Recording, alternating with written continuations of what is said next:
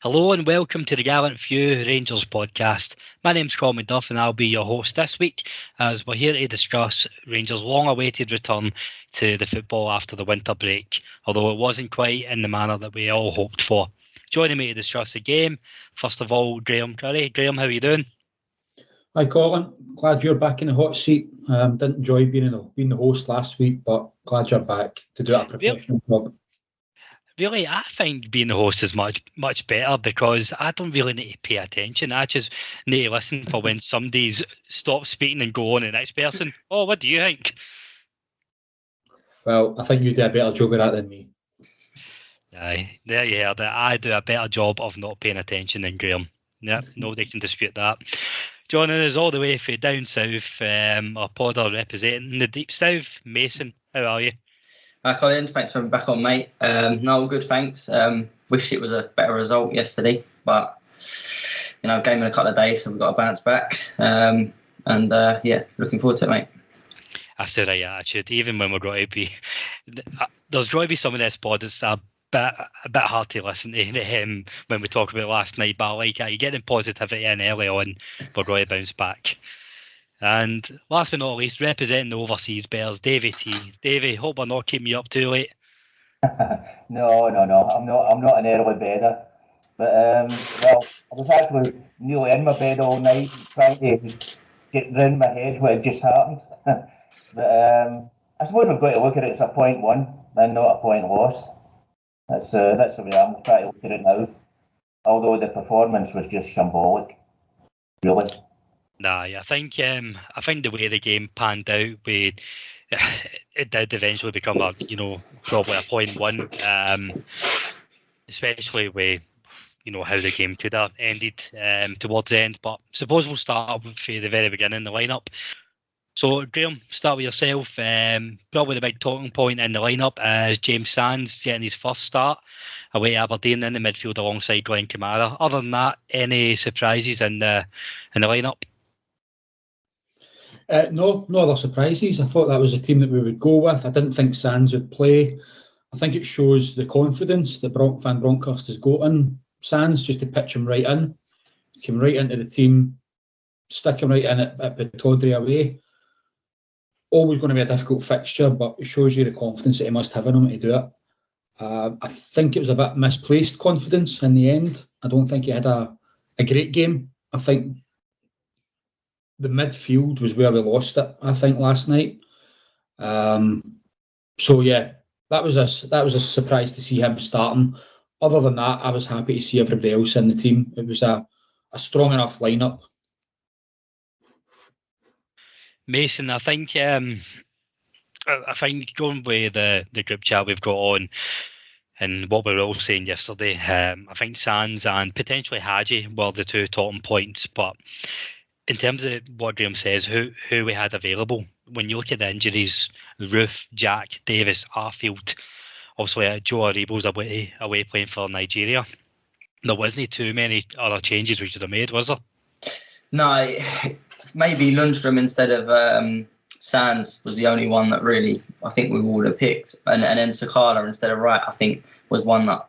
But then we spoke about a couple of weeks ago how well Wright played against St Mirren, so he maybe did deserve a start, but the midfield was an issue. And when I see Arfield wasn't available in the Gio's press conference, I started to think, well, this is going to be it's always a tough game up there anyway. But I think, as Graeme said, these games are won and lost in the midfield, and it was we didn't get on the ball. I see a stat today: we completed 270 passes out of 367 or something like that. So that's poor. I think that's probably, for me, one of the lowest we would have had this season. So, midfield. We'll come to it probably a little bit later on with transfers, but we need a midfielder for me, a new number 8. That really is a piss poor start, and probably sums up, that 100, almost 100 incompleted passes at any level for Rangers isn't good enough. Davie, going into the first half then, Rangers were really slow coming out the traps, really slow to get into the game. And probably the poorest we started the game under Giovanni Van Bronckhorst, I think, actually did surprise me. What would you put it down there? For me, the big kind of a point that I noticed, we seemed to drop a lot deeper than what we usually would, especially in the first half of games. Yeah, I'm glad you put it that because that's what I was going to bring up. I think if when you're playing with two centre midfielders, defensive midfielders, plus the fact from what we've been talking about in the last weeks, the two fullbacks are being made more defensive. You're actually then putting far more players in a defensive role, and you're ending up with only about 4 actual attacking players. I mean, I watched I watched the game again today, and quite a few times we were sitting with the midfield and the attacker and the defender, were away about 30, 40 yards from 4 players that were up front. And the room was just far too big between. If you watched Aberdeen, there was always about 7 in defence or 7 in attack. They just kept it so tight that their midfield was only about 20, 30 yards. Whereas our midfield seemed to be about, 60, 70 yards. And that's where I think, even Bates was getting, looked good because he could put passes into the midfield and find somebody. And that's the way I think that we've just got too many defensive people now because the fullbacks are causing no problem now. The fullbacks are not getting any, there used to always be a danger. I mean, that was the thing with Gerrard, that you knew the fullbacks were going to be a really big danger, but that seems to be gone now. And when he reverts to 2 men in the midfield, then we're just going far too deep, and we got deeper and deeper and deeper. Graeme, I think the argument can always be made that, having, your two holding or battling midfielders or however you want, number 6s, whatever they're called nowadays, that it will provide a bit of cover when you need it going away to these tough fixtures. But in the end, we actually invited on more pressure, I think, and it went into the second half. That's probably when I want to start asking about the midfield predicament. And I know we're still in the first half, but I think it's relevant in both halves. We really missed an out ball or somebody who can drive forward for the midfield. And I know Glenn Kamara can do that at times in games, but I don't think it's his natural game, especially for Rangers. Do you think we needed to change the midfield early on in this game? I think it was one of the Aberdeen boys had a shot in the first 10 minutes that hit the post. And that was because Sands had just left them. They had Kamara and Sands going to close a boy down. No need to do that. So Sands should have been on the right-hand side or closer to central to be able to shut that down or even stop the pass in the first place. So I just don't think it worked. The two of them in there just did not work at all. Mason said there's 100 passes went astray. I bet you 50 of them were Kamara's because he just couldn't get a pass together at all. Everything he tried to do was just it was just not happening. It couldn't pull off. So as a duo in the midfield, now I've got nothing against playing two guys in the midfield, but if you're going to do that, you've got to win the battle and you've got to win the midfield. They didn't do that, and it was evident after 20 minutes, 30 minutes that wasn't the case. So you have to change it, and something had to have changed, whether that be a substitution or a formation change. And when I was watching it, I was thinking a formation change has to happen here. We need to bring one of the attackers back, one of the wingers, and get him a wee bit more. Bring him infield to try and support the midfield, because we just get overran. It was so frustrating to see it. For me, it just didn't work as a duo. The boy gets a wee bit of leeway because it's his first game. So maybe you need to put the blame on Van Bronckhorst for saying, well, why are you playing a guy that's just in the door in a midfield battle, because it was always going to come down to that. It was always going to come down to that in this game last night. So we should have been better prepared. But it looked to me like we were playing a zonal type of midfield game. I mean, they weren't sticking with players. I mean, some of the Aberdeen players were getting sometimes about 10 yards to take a pass on, to turn around and have a look about, and then pass it further. They just seemed to not get near players. We were just, whether it was playing zonal or whether it was that we just couldn't get near the Aberdeen players, I don't know. But who, if he didn't play Sands, who was he going to bring on? Lundstrom? I mean, that would have shocked everybody, I think.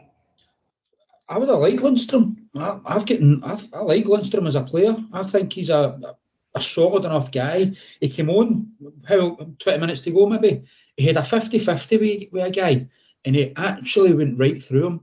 Now, it was a proper 50-50. That was the thing that made him win it was his aggression, but also the Aberdeen player was doing a slide tackle, whereas Lundstrom just stood up to it, protected the ball, and just clattered right through him. It was a great tackle, and I think that was so sorely missing. If that had happened in the first 5-10 minutes, a tackle like that, I think Aberdeen might have just, backed off a little bit.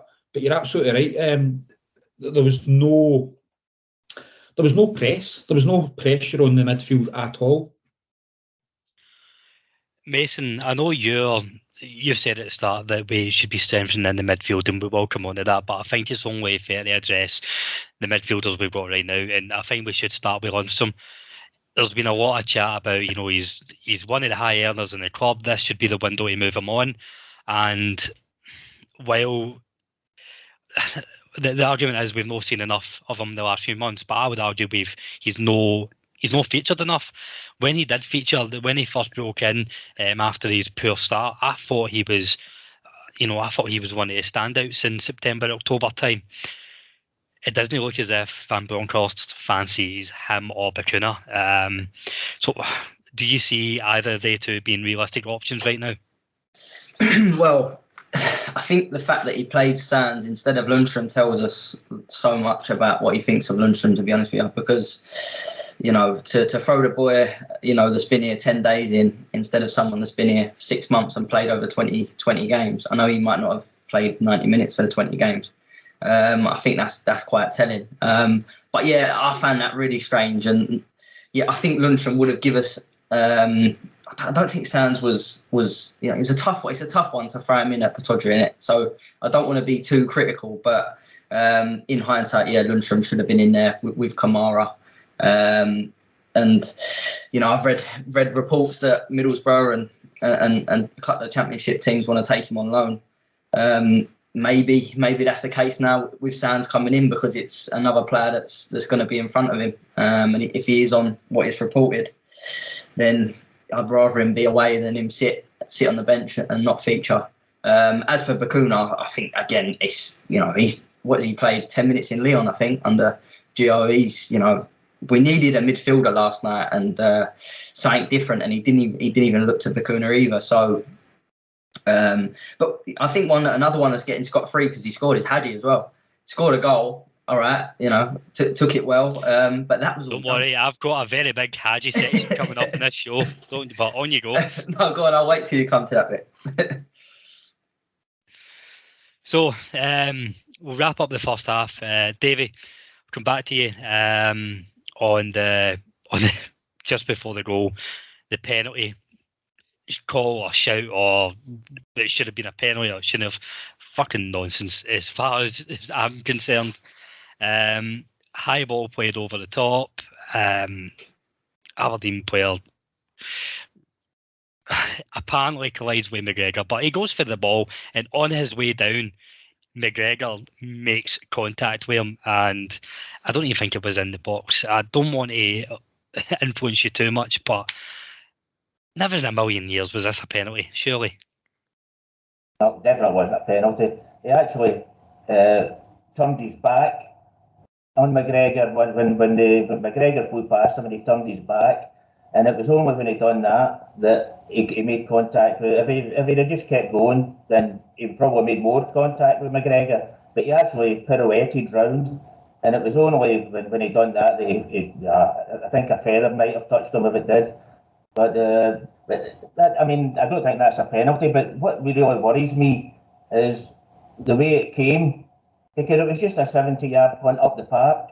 I think it was Hayes that punted it right up, and Conor Barisic, he was left about 10 yards behind at one point, and Goldson played him onside because he'd probably been offside if it wasn't for Goldson. And I think if Goldson's going to go wide deeper, then he should be sort of a sweep him up there behind that, and he should have been the main man going for that ball.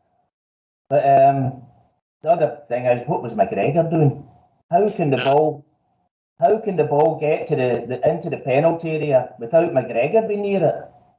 And I think we've got to look at it. I mean, the penalty, the Scotland, the referee never gave it, and it wasn't a penalty in my eyes. But I think we've got to really look what the things around about it that brought the chance, because that's more worrying. For me, this isn't a new criticism of McGregor, Graeme. I think even in his first spell, his biggest weakness was always coming for cross balls or knowing when to come off his line, and it's just always been a bad habit for him. But I think he should have been, I think that decision was there to be made is because he's hesitated coming off his line. It's the hesitation, that's the right word. He hesitated and didn't come out. Even when he started to come out, it wasn't a sprint. And I'm going to disagree with you, I think it was a penalty. I think it was a foul. I think McGregor's fouled him because of the way he's come out. It's a reckless challenge. He's not going to win the ball there. So if that was anywhere else in the pitch, to me that's a foul. What I don't know for certain, and I can't see from the replays, is whether it was inside or outside the box. So that's my only caveat to that. But to me, that's a foul. But I think the defending for it has already been called out. It's absolutely right.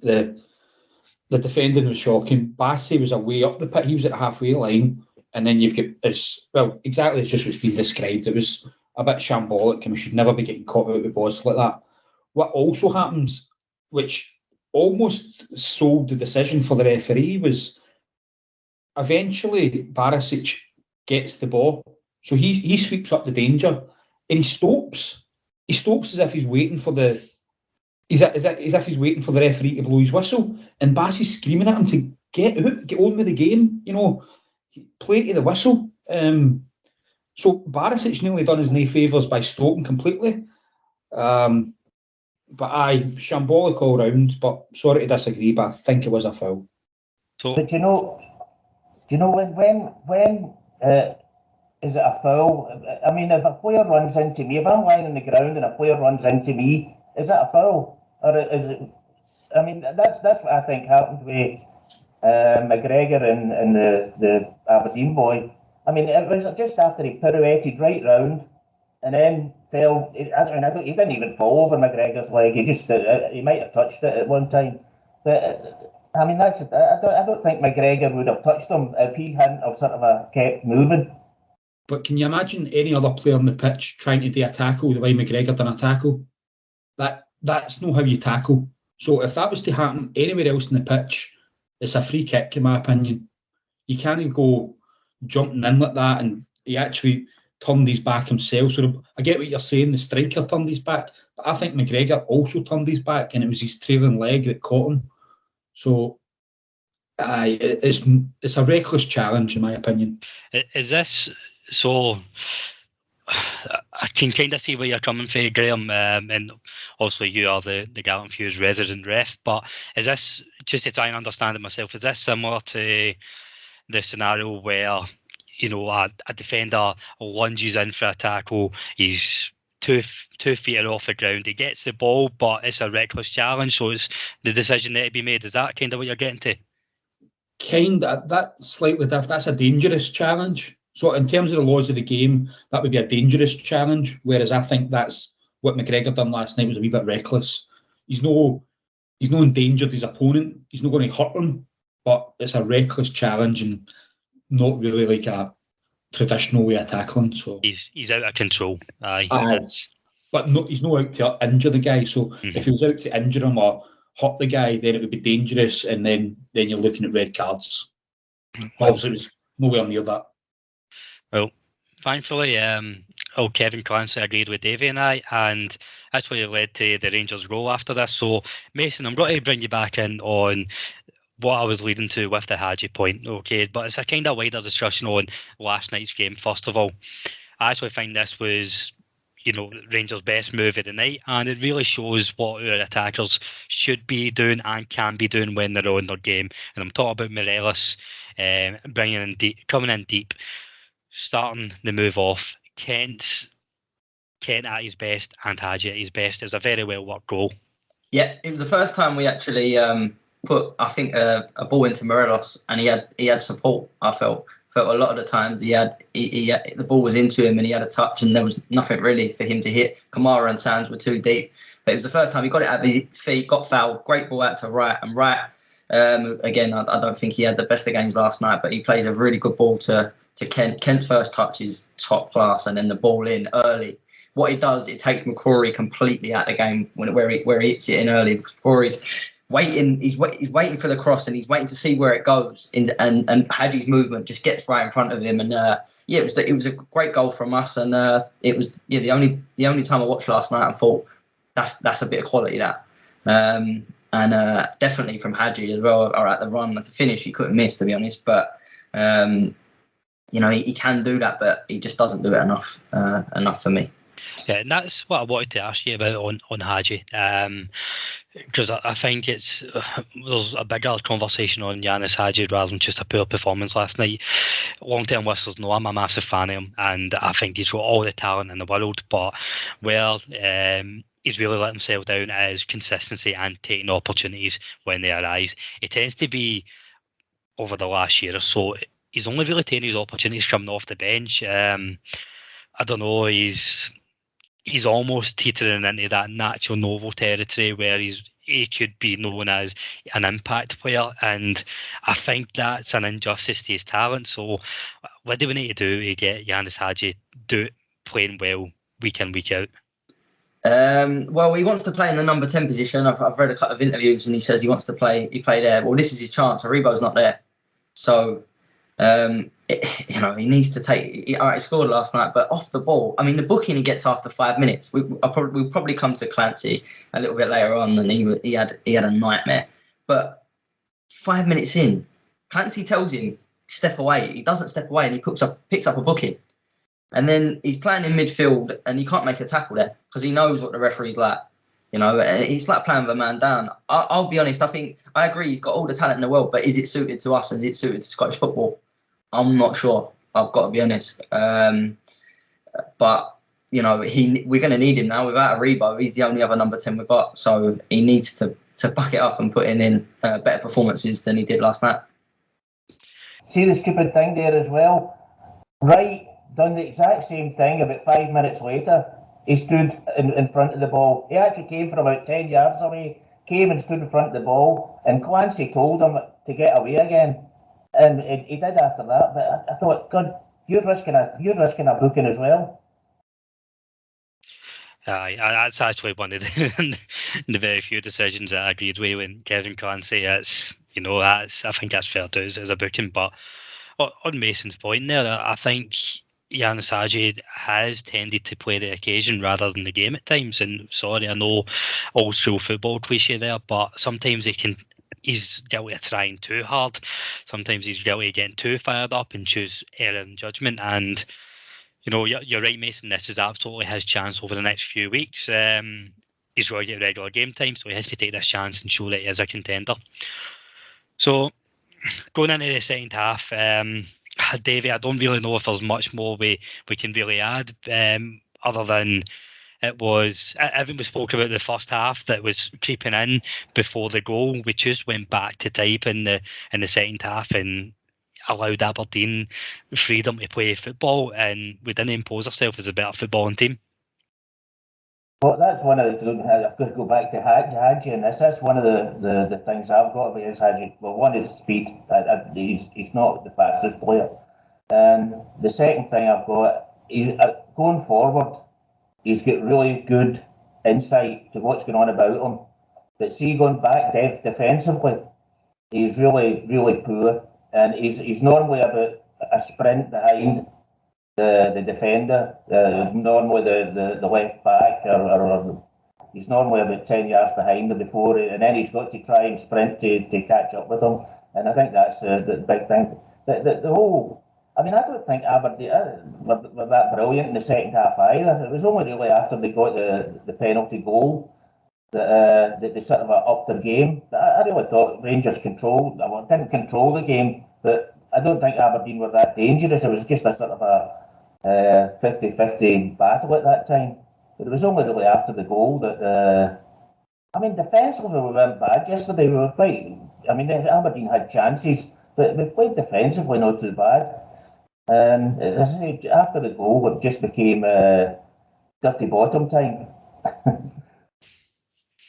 No, you're right. But I think on the Aberdeen chat, I know defensively, as much as don't think the defence had a bad game, it's just more the setting balls for me that coming through the corners. I think we allowed a bit more chances than we would want a team like Aberdeen to have.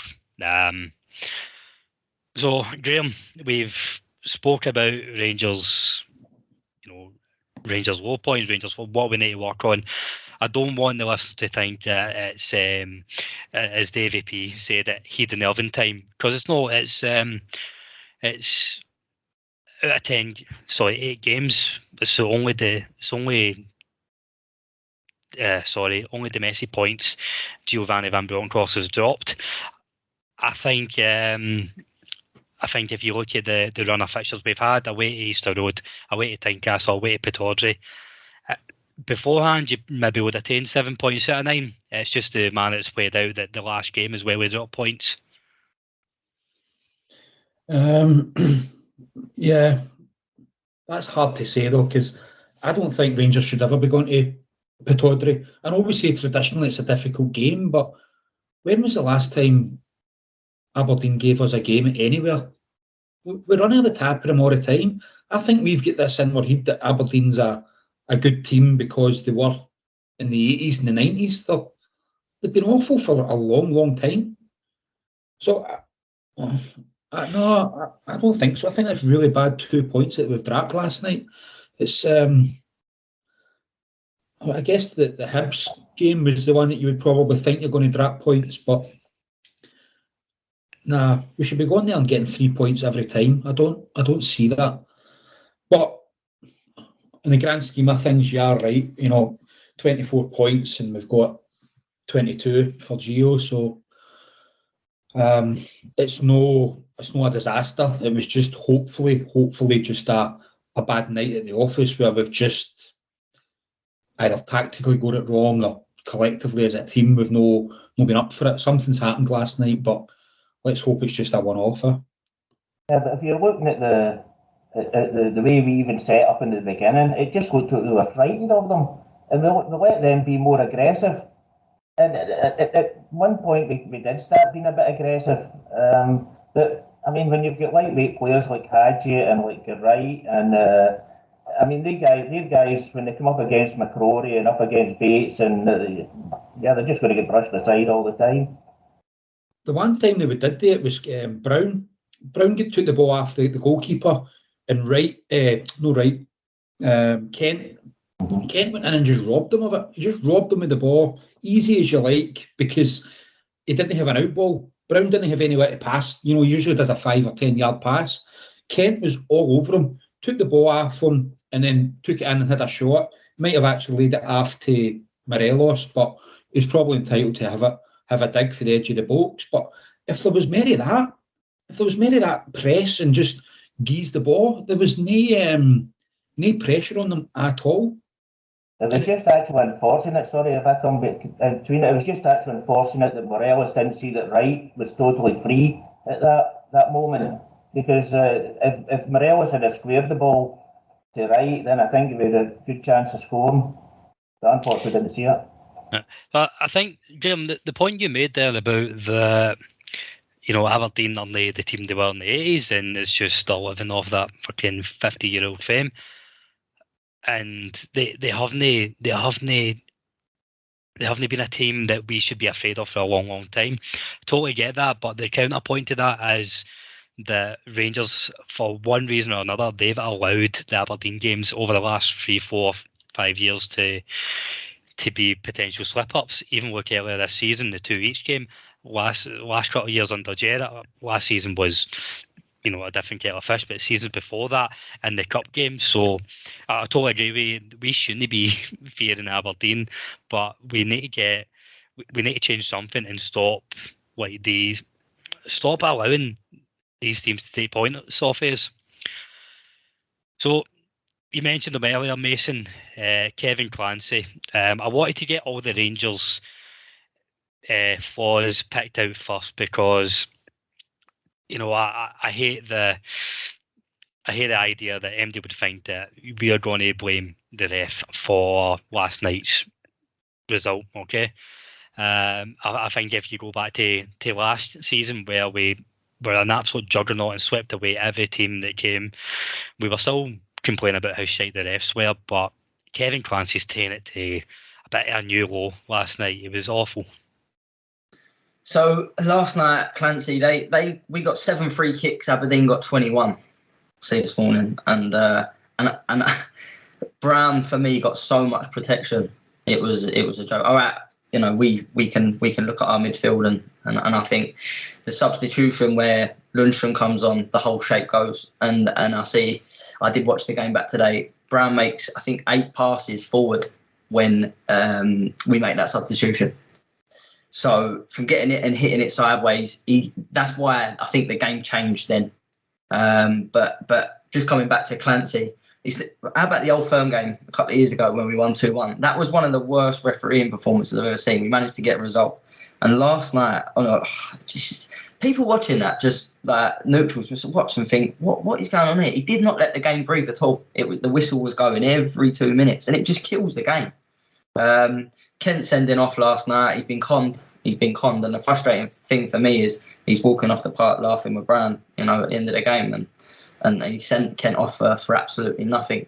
But yeah, look, I don't want to go on too much because I thought we were poor last night, and he was poor, referee was poor, but we can't be letting. For me, we let Brown dictate too much of that game second half yesterday, and that's more of a frustration for me. The thing is with Ken, none of his cards were yellow. he really didn't do anything. Even his first tackle wasn't a yellow card, and then he got the in with Brown, which Brown just played him even after it. But Brown was just at it the whole night. Just every time the referee stopped the game, Brown was in his face, and he just kept on moaning and kept on moaning. And he was out to get a Rangers player sent off right from the beginning. He was trying to get Morelos sent off for the whole game. But that's his game. I suppose he must be proud of what he's done as a footballer. But I can't see how you can be proud to play like that, to be honest with you. With Kent's first booking, I think it is a booking, but for the wrong thing. And what I mean by that is, the first tackle was never a booking, okay? It's not a booking at all. What he does do, though, is he pushes the player. So that's a booking. But if you look at it back, the referee's already got the yellow card out. So he's got the yellow card out, he's running air, and he's going to book Ken. So I guess I'm just highlighting, he's made a mistake. Clancy's made a mistake there, because it's not a yellow card, but ultimately, it should have been a yellow card because of that push. But as you have said, the decisions that he was making was baffling last night. Absolutely baffling. And Davie's called it right. He's been absolutely sold by Brown. Every time he was going over, he was falling all the time. The slightest wee push, he was getting down. And again, it's nothing to be proud of. As you're saying, he's probably going back thinking, I've done a great job tonight. I wound him up. But is that any way to carry out your profession? I've never rated Brown anyway. You know, I've never thought he was a great player. Maybe I'm wrong on that because, you know, he's racked up international caps and he was at Celtic for a long time, so he must have something.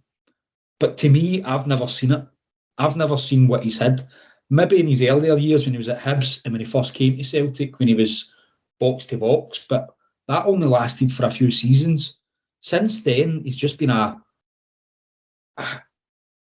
passenger to me. I would hate to have him in my midfield because all he does is just pass it sideways or pass it back and then just be a nuisance. But we've also got to say that we allowed him to be a nuisance and we fell into every single one of his traps. We didn't have MD in the midfield there. If Arfield was on the pitch, he would have sorted him out early doors, or at least told the other guys, listen, just watch out for him. He's not a great player. Get on top of him and he'll give you the ball. And also don't be falling for any of his tricks. So I don't know. I know Davis and Arfield weren't on the pitch or weren't in the squad.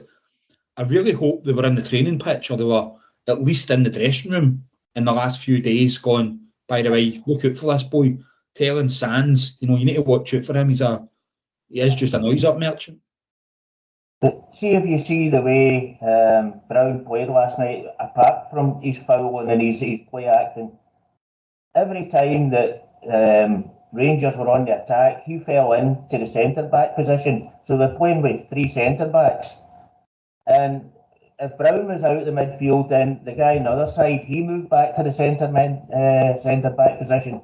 And I don't know, you would think somebody like Gio, you would think they had enough tactical know-how to sort of combat that. And I don't think that they whether they didn't see it or whether they didn't know, but I don't know. But I mean, they brought on Lundstrom, which for me was a wrong move. If it was me, I would have stuck Sakala up beside Morelos and put 2 up in attack. And then they've got to drop the players back.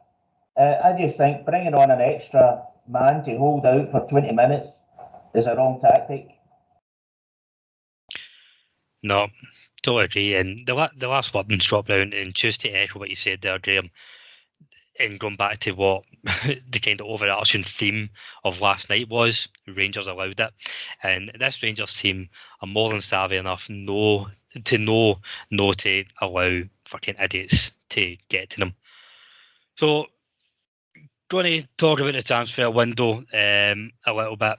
And Mason, I'm going to come to you because you... Can I interrupt, Colin, before you do? Just to give a wee shout out to I know there was not a lot of quality, but I thought Morelos' volley, I don't know, for the corner, I thought that was a really, really clever attempt.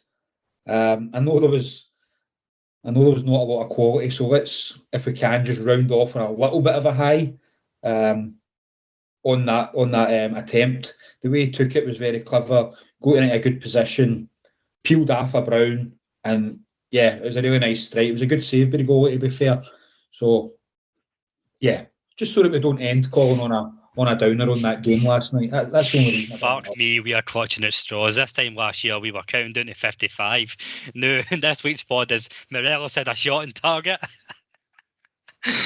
Fair enough.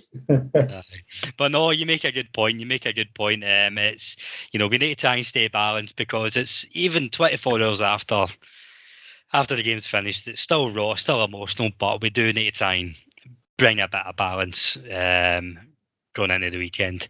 Sorry. Second last thing. Good to see Itten back. I'm delighted to see Itten back, and he was getting a wee run out. I know he got 5 minutes, but I'm delighted to see him back. I thought he actually done a good bit of work at one point as well. I think he released Sakala in the last few minutes as well. There's a nice wee bit of play with them. So, aye, good to see Itten back as well. Sorry, just one more thing. That's that kick on Sakala as he ran away. You're a referee, Graeme. What is that? For me, that's a red card. No, yellow. Yellow's good enough. Do you think it was quite vicious? Aye. Well, if you take the likes of the wee tap Morelos gave in the shin guards a couple of years ago, I think that was up at Aberdeen, and then you've got a guy running away from you, they could be serious injured if you take a lunge and kick at them like that. Then I mean, if you take what Tavernier get booked for, and then you take what that guy got booked for, then I think that's 3 times as bad as what Tavernier did. Yeah, I can see it, but I didn't see enough as a out to injure the boy. Maybe I've misremembered it, but I thought it was just a wee clip of the heels. I think it was just a professional foul to stop the attack. And going by that, it's a yellow card. But maybe if I'll maybe watch it back. If there was any sort of attempt to actually hurt the boy, then you might be right, Davie. But from my remembrance of it, it was really just a clip of the heels to stop a promising attack, and a yellow's probably good enough there, I think. So, move into kind of the last couple of weeks of the transfer window. Mason, I'm going to come to you, and I want you to talk a bit about the midfield and the options we have, because I'm quite torn. On one hand, after last night's display, the knee-jerk reaction is to say we need to sign a starting midfielder. But when you actually look at the squad that we've got, Joe Aribo will be coming back. He's an automatic starter. Stephen Davis is always there or thereabouts. Scott Arfield has came into a game under Giovanni Van Bronckhorst, and worth calling out that he's retired for international football as well. So where are you thinking in terms of the midfield options we have and what we need? So for me, I've said it for the last. I know we won the league last year by a canter, but we want to continually get better and better. The last player we've bought that comes straight into the 11 and strengthened us was Hollander for me, and that was 3-4 windows ago. Since then, we've signed squad fillers, maybe a Bar Ruth when he's fit.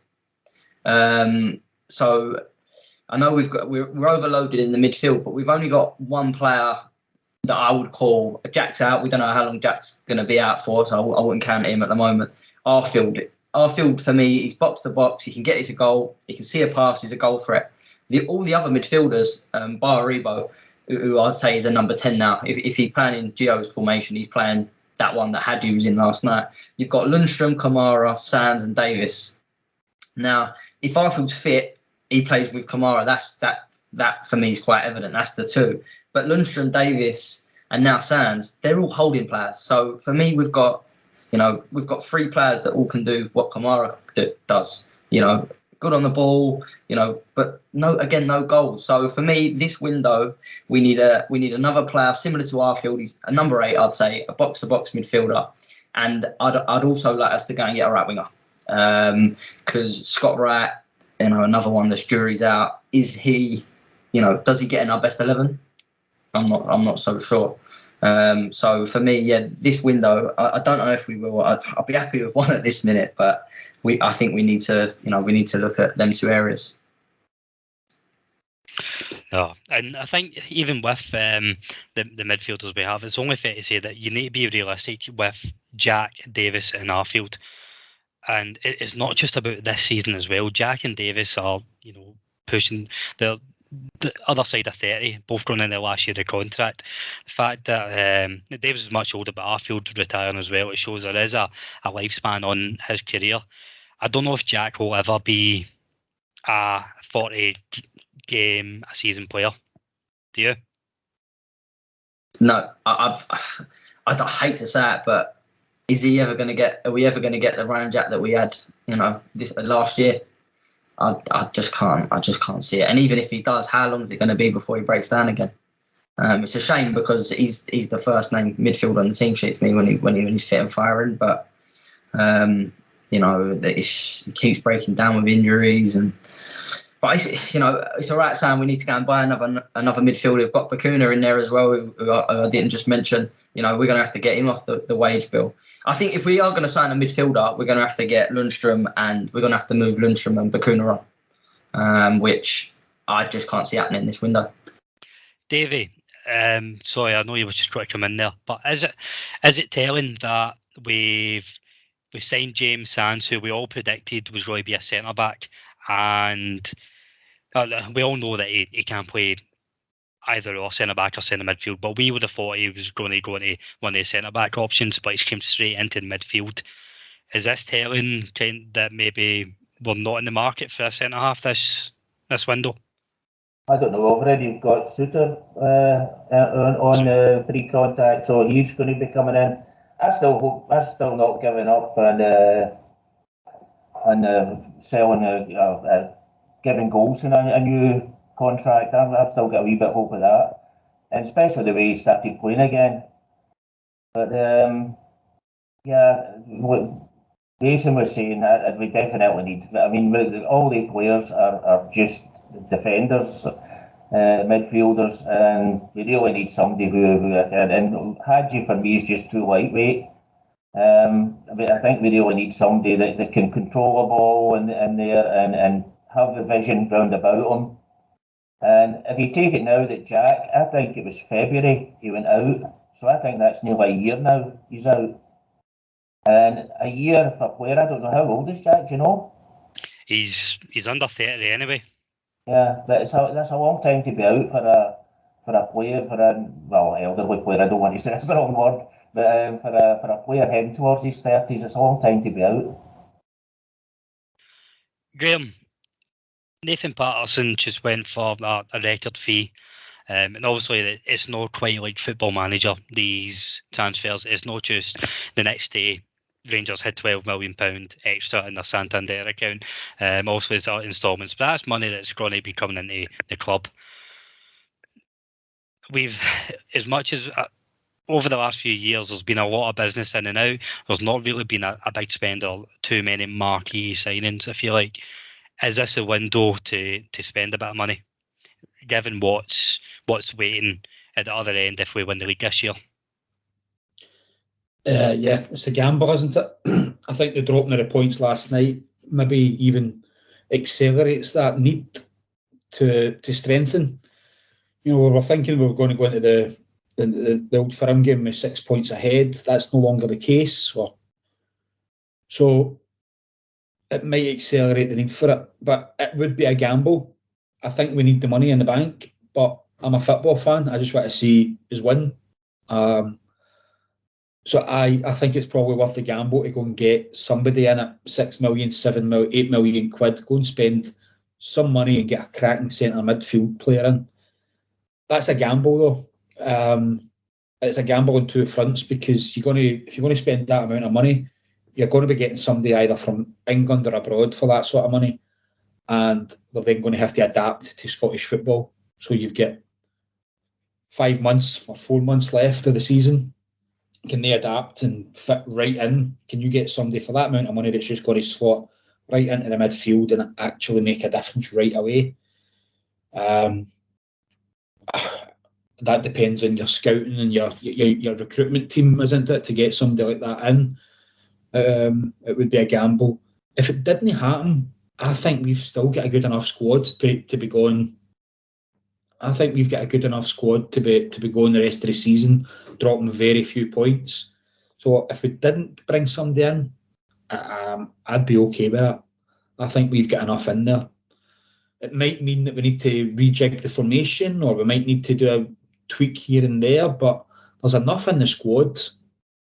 Maybe even just one player more, but not necessarily marquee for me. The thing is, though, if I don't know how long we're going to be missing Aribo for. I think that could be another month, or at least 3 weeks. Then from what I've heard today, we're going to be losing Morelos. And that's two really important players that we're going to be losing. Itten's come back. Is Itten in the same class as Morelos and Aribo? I don't think so. He's a different kind of player. But I don't see him being the answer to all our attacking problems. So I really do think that we need somebody to get somebody in. I think where I'm at is we definitely still have the best squad in the league. Okay, I know Celtic are signed the half the population of Tokyo by now, but we've still got the better squad. Where my worry comes in is just the injuries, the suspensions, when they start podding up because Mason, I never called you Nathan there, I don't know. I've got Nathan Patterson in the head. Mason pointed out, an Arfield and an Aribo away from having to play Sands and Kamara potentially. The right wing, we don't have a set on starter, so I think there's just a couple of, we can bolster the squad just to make sure, but I still think it wouldn't be heat in the oven time if we don't sign MD. So yeah, led me on to my next point, Davey. I'm just going to quickly go around, ask you questions and why. Morelos won't be featuring in the Old Firm match on the 2nd of February. He'll be away on international duty with Colombia. Davey, start with you. Who starts up front if everybody's fit and why? I would. Yeah, I know it's against the way Gio's playing, but I would have Etten and Sakala playing round about him, because I think the speed. Etten's not that fast, but I think the speed of Sakala round about him. I think that's probably the best two. I'm not that brilliant on right either. As Mason said earlier, he's a wee bit in the is he or is he not league at the moment. But certainly the way he played last night, he had a few good moments, but never really anything came from him, except for the one pass to Kent right enough. But for me, that goal was made by Kent's quick thinking in the cross that more than anything else. But anyway, to go back to your question, that's the way I would go for Sakala and Etten. Mason, who's starting up front? Sakala. I'd go Sakala. I don't think that Gio will change it. I know what Davey's saying, and I think Sakala would be best playing off someone, but I think he's gonna stick to it. And I just only because I think Celtic's back line can be got at with pace. And if we haven't got Morelos and Sakala playing off him with Kent, then I think I would go Sakala. I'll tell you what, Gio will do it. It'll be Ruth if he's fit. I don't think it will be Sakala, but if it was me, that's who I'd go with. I mean, what Sakala does give you that out ball that we don't always have, and it's with a sole striker having that as a spearhead, then he's got pace to burn, and I think the Celtics defence can be got at, and all defenders, Graeme, they hate pace. Yes, absolutely, and I think we can exploit them. I was watching the Celtic game the other night, and easily can get got at right down the sides. They're vulnerable, so I think we're good with what we've got. Whether that's Kent and Hagi that's wide, or Kent and Wright that's wide. I'm a fan of Wright, so I've been no qualms about playing him in the Old Firm game. I quite like him. So for me, I would be going Hagi, Kent and Sakala as a front three. And I think we'll do damage. I think we'll do a lot of damage. One thing I wanted to ask is, Arfield's injured. How do we know how long that's for? Is there any chance of him being back? So he didn't exactly say, but in the presser, it didn't sound too serious for him and Davis. But I think everybody's scared with Jordan Rossiter's 7 days. So we don't know is the answer. If Arfield's back, I'd love to see him. He should be in that midfield, and I think that gives us steel in the midfield to allow us to then get him bombing forward, which he can do, and break the lines. I'm annoyed at myself for saying break the lines. Do you know that? I hate phrases like that. I'm so annoyed at myself. But he gets forward and supports the attacks. So if he's there, I'd love to see Hagi, Kent and Sakala, and I think we'll do a fair bit of damage with that. So that's us. We're finishing on a positive. It's not been the most enjoyable or most positive chat over the last hour, but we get these games, and it's important to remember still top of the league, and we do have a game on Friday to look forward to. Where this, I'm touching wood because I don't want to jinx it. It should be a confidence booster going into this run of fixtures. But we did say before before we started recording, we did want to chat about Jermaine Defoe, Graeme. So I think this is a nice wee place to finish it off. Just he's been in the media over the last week or so. You know, he's obviously, I don't know if he's looking for a punditry job or if he's just kicking about while he's looking for a new club. But it's been really nice hearing him speak about his career and his time at Rangers. Yeah, he's obviously took to it. You know, he's posting videos his first couple of days at Ibrox, first couple of days at Rangers, sorry, and he went to Ibrox, and he's reminiscing about that. He actually went out into the stadium all by himself. He just asked the security guard, "Can I go and have a look?" And right from day one, he's took to his, conducted himself as he has his whole career with absolute professionalism. Yeah. It's going to be. It's been sad to see him go, but as you say, he's absolutely painted the Rangers in the right light in the last few interviews that he's done. Whether he goes on to do punditry or whether he goes on to do coaching, or whether he's still got a job to do, because I heard a rumour that he's going to maybe go to Sunderland. So there's a chance there that he continues for the next 6 months, and I think he's teetotal. I think he's a fitness freak, so I think he'll be more than capable of doing another 6 months and maybe even a season after that. So I know we've got a Legends game coming up. I hope that he can come back for that. It would be really good if he can come back and play in that Legends game, just so that the fans can get to show their appreciation for what he done for us. I know Mason's a big fan of the goal that he scored at Livingston. So, yeah. Fair play to him. He's done everything right. He's been conducted himself as a true Ranger. So all the best to him. Absolutely. What a way to finish off. So all that's left to do is thank everybody for listening. A lot spoke about. As always, let us know what you think. Was that a penalty? Was it not a penalty? Are we being too harsh? Are we not being harsh enough? Do we all just, in general, talk shite? That's fine if you want to let us know in all the usual places. But thank you all for listening. I'm going to go around, ask the podders to say goodbye and ask them for a score on Friday. Mason, thanks for joining us. What's the score on Friday? Thanks for having us on again, Colin, Graeme, Davie. I'm going to go 4-0. Davie, thanks for joining us all the way from sunny Germany. What's your prediction? Thanks for having me back on again. Well, I'm actually hoping that we'll play a couple of youngsters, so I'll go a wee bit more conservative and say 4-0. I love it when a conservative score is 4-0. Fucking love that. And Graeme, you're back in your usual seat. Thanks for coming on. What's your score? Cheers for having us again, Colin. Cheers, listeners. It's going to be a conservative 7-0 to the Rangers.